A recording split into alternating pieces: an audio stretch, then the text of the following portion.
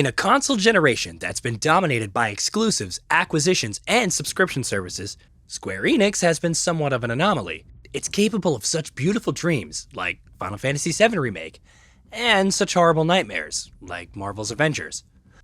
Despite its short-term offerings being a little wanting, which is putting it really nicely, its future is looking very good.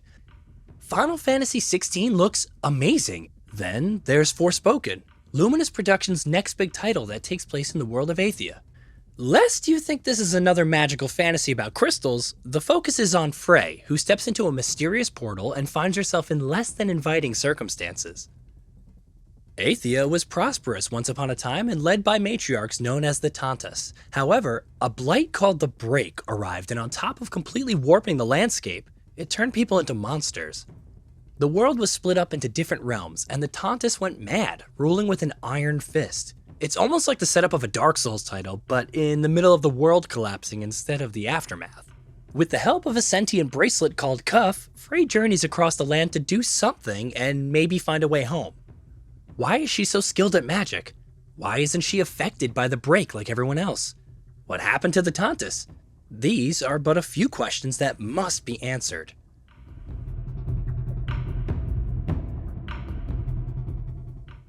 On top of an intriguing premise that's essentially dark fantasy isekai, the antagonistic Tantas also presents some interesting themes. Take Tanta Prave, aka the Tanta of Justice, who once believed in the highest ideals of justice, but has since come to think of herself as judge, jury, and executioner. Tanta Sila, or the Tanta of Power, was once a revered warrior who protected Athia from invading threats, but now believes only in power. There's some potentially interesting connection between the Tantas and Frey's circumstances. Could their circumstances mirror her own? And is understanding them the key to going home? Does she even want to go home?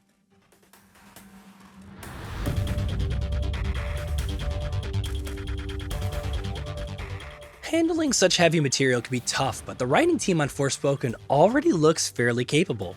It includes Gary Whitta, who worked on Telltale's The Walking Dead Season 1 and the final season, and Amy Hennig. While the former is creating the world concept, the latter is in charge of the narrative and how it fits into the game's design, which is something Hennig is very good at.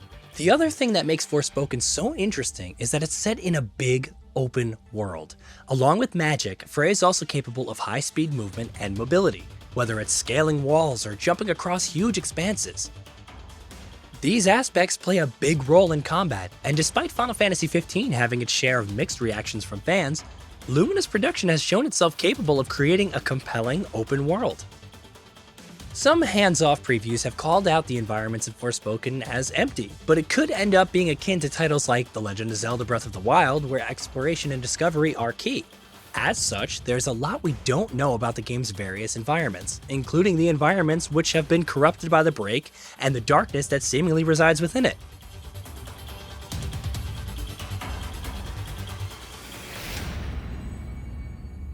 Its large expanses look appropriately enticing, providing compelling stories, or fun combat, for those who go out of their way to explore them. That's key. Speaking of combat, it's perhaps the most noteworthy aspect of the game. Based on the footage seen thus far, Frey is capable of wielding tons of different spells, from simply shooting projectiles to throwing javelins that explode outwards and locking onto multiple targets to seek firing shots. Being able to lift a bunch of foes up in a watery sphere with a spell and then detonating it with another spell is just one of the combinations that looks awesome.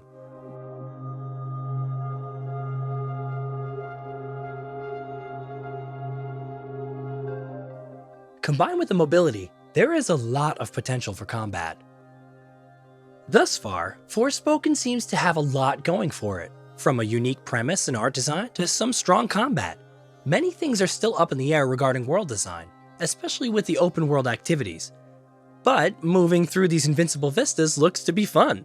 The only real concern is that it may all be just too ambitious relative to the Luminous Engine's capabilities. The Luminous Engine helped facilitate a fairly large open world with Final Fantasy XV, but faced its share of performance issues at launch. While things did improve and the game had a chance to shine on PC along with current-gen platforms, Forspoken's scale appears to be larger and works with a much faster sense of speed. This may be the reason why the 4-minute gameplay trailer from December showcased such an inconsistent frame rate.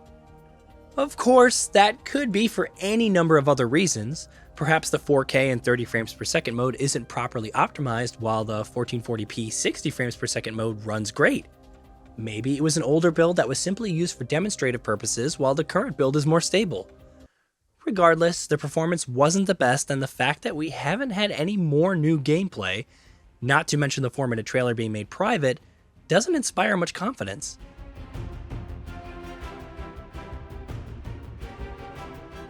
Forspoken is coming to PS5 and PC, and it will be a timed exclusive on the console for 24 months.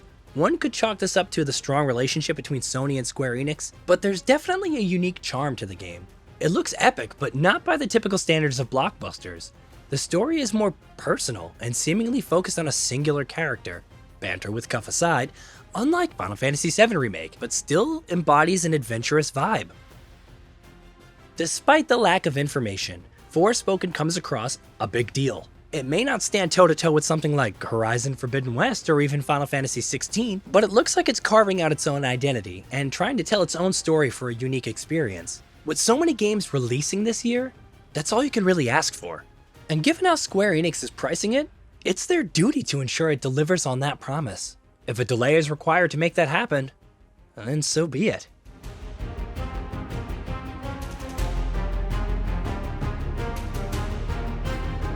So, what's your take on Forspoken?